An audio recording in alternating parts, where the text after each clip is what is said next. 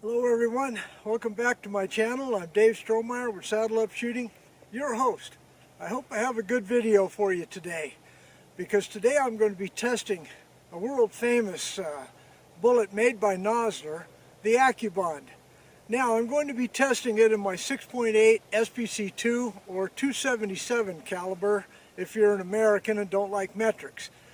But I'm going to be shooting 100 grain bullets given to me by the benevolence and generosity of a new friend, Glenn, from the great state of Florida, who sent me these bullets as a result of a post on the 6.8 forum.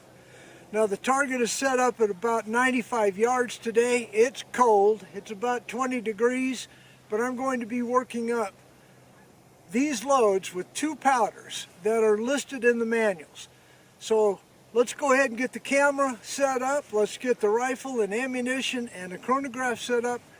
Let's get to shooting. Come right on back.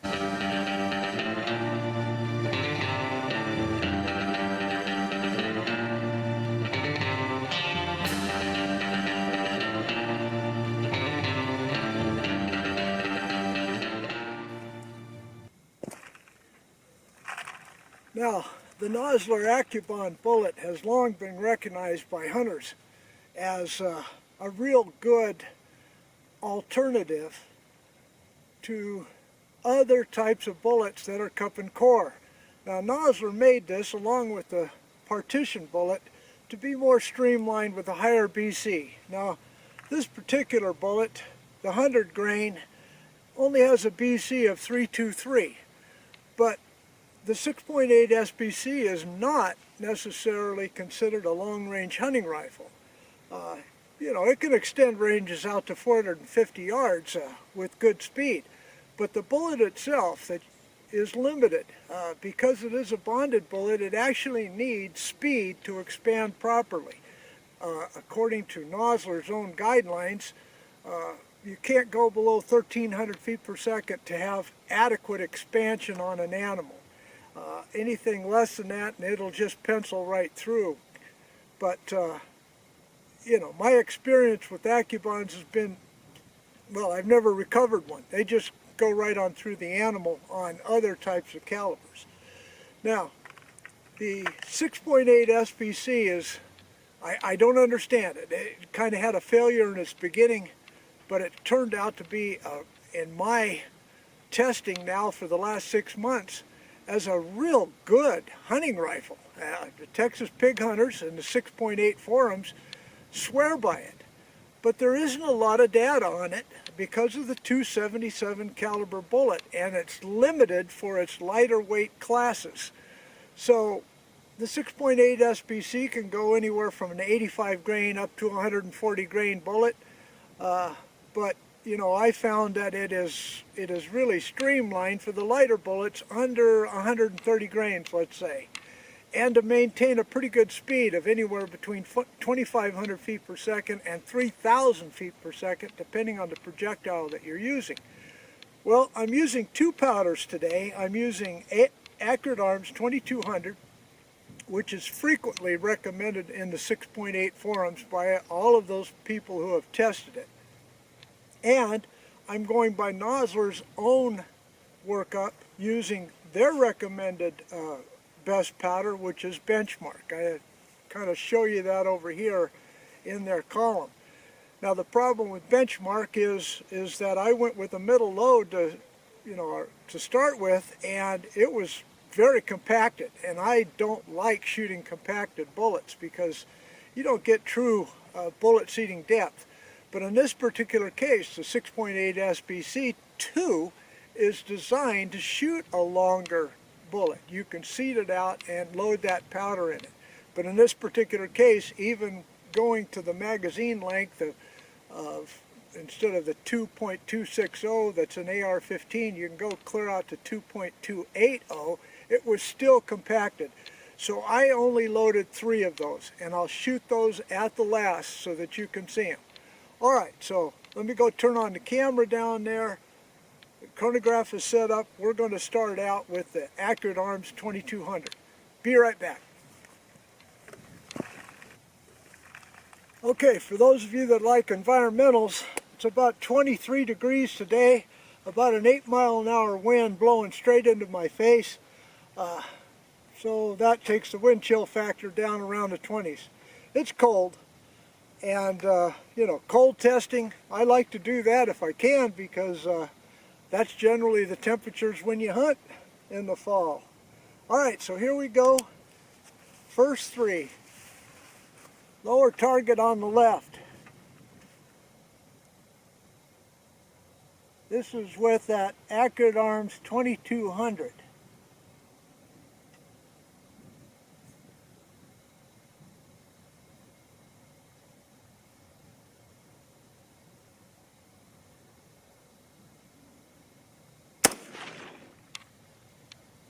.2806.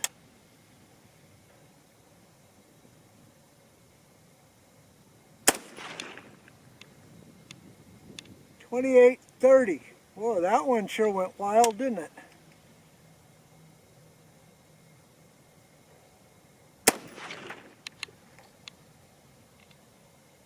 All right, 2796. All right, well, not a good group, but we'll move on.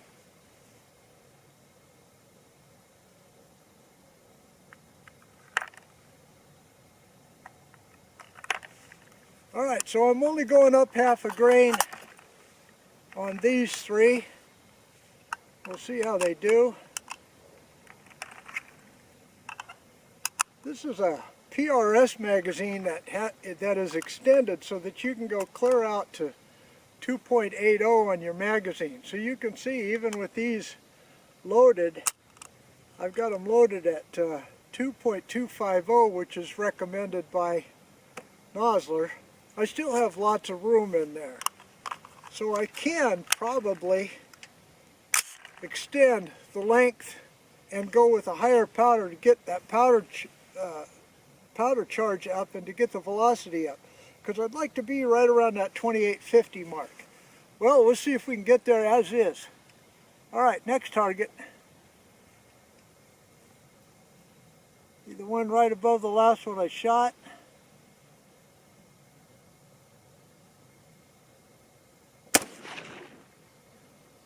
.2865. I might get there.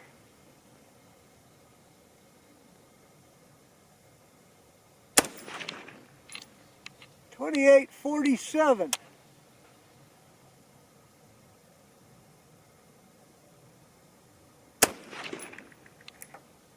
Well, still about a 1-inch group, but 2845 on there. So I'm getting there. You know, 2900 with a 100-grain bullet.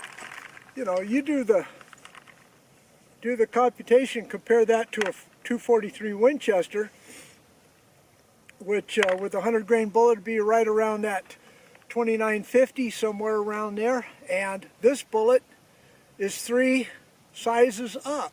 The next size would be a 25 caliber, next size would be a 26 caliber, and this is 27.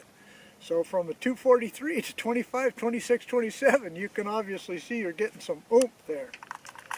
All right, let's load the last 3. And then we'll go to the benchmark powder.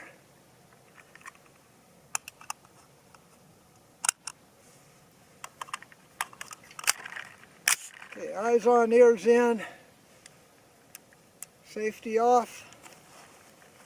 Target just to the right of the last one I shot. That.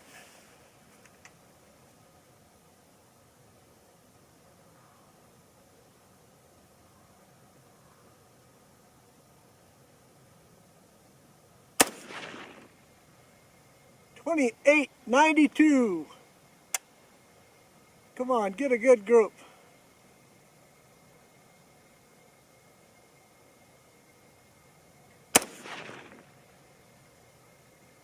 .2897.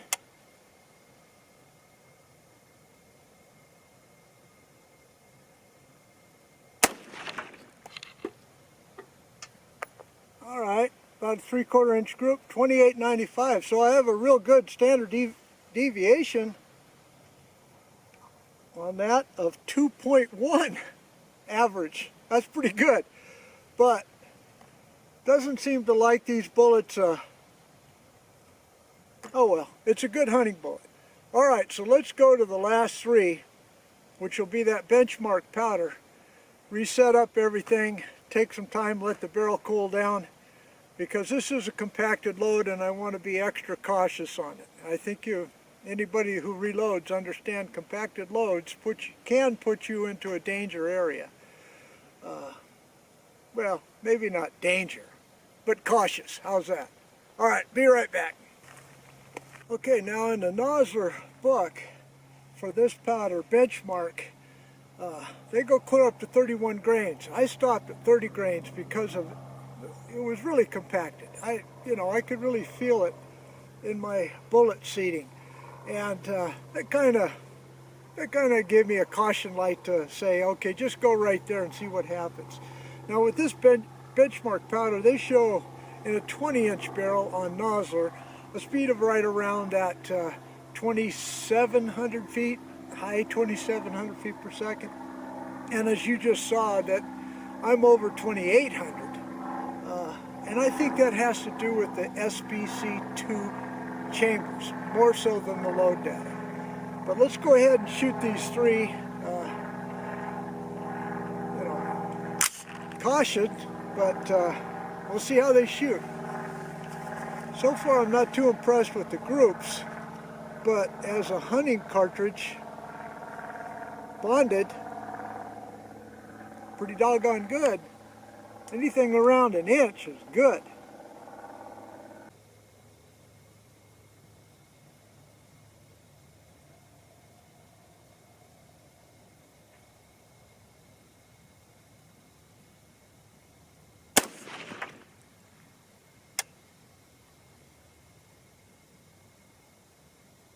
.2684.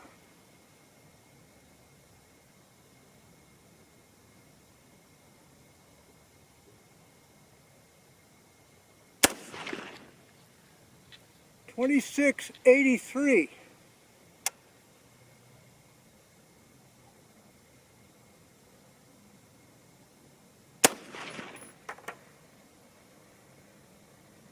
.2691.